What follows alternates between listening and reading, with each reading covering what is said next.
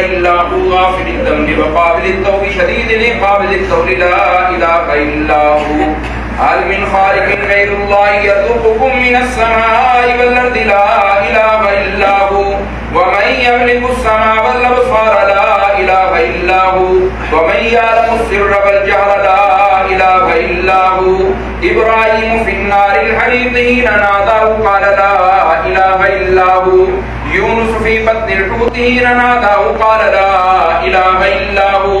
يوسف في قعر البئر حين ناداه قال لا إله إلا هو موسى على الطور حين ناداه قال لا إله إلا هو ونشهد أن لا إله إلا الله وحده لا شريك له هو الحي لا إله إلا هو ونشهد أن سيدنا ومولانا محمد صلى الله عليه وسلم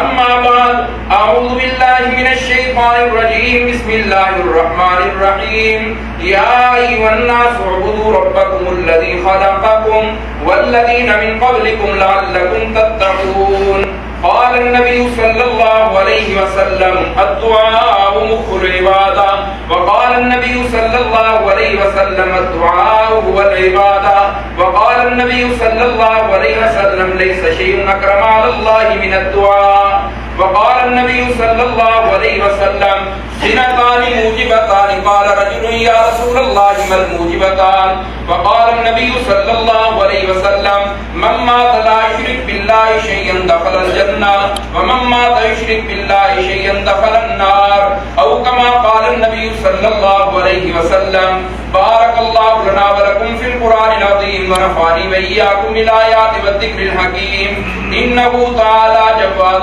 قديم كريم ملك بر رؤوف رحيم.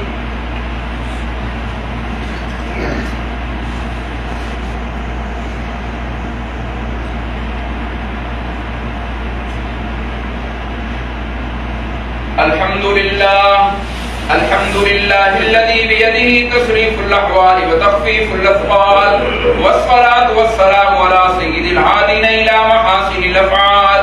وعلى آله وصحبه المضارين في الصفات والأعمال أما بعد فأعوذ بالله من الشيطان الرجيم بسم الله الرحمن الرحيم إن الله وملائكته يصلون على النبي يا أيها الذين آمنوا صلوا عليه وسلموا تسليما اللهم صل على سيدنا ومولانا محمد وبارك وسلم ثم صل عليه قال النبي صلى الله عليه وسلم أرحم أمتي بأمتي أبو بكر وأشدهم في أمر الله عمر وأصدقهم حياء عثمان وأقضاهم علي رضي الله تعالى عنهم وعن كل الصحابة أجمعين اللهم انصر الإسلام والمسلمين اللهم أيد الإسلام والمسلمين اللهم أذل الشرك والمشركين اللهم اغفر للمؤمنين والمؤمنات والمسلمين والمسلمات الأحياء منهم والأموات اللهم اغفر لي ولوالدي ولأستاذي وللمؤمنين يوم يقوم الحساب اللهم اغفر لي أبوي إنهما كانا من المسلمين الموحدين ربي أوزعني أن أشكر نعمتك التي أنعمت علي وعلى والدي وأن أعمل صالحا ترضاه وادخلني برحمتك في عبادك الصالحين اللهم انصر من نصر محمد صلى الله عليه وسلم واجعلنا منهم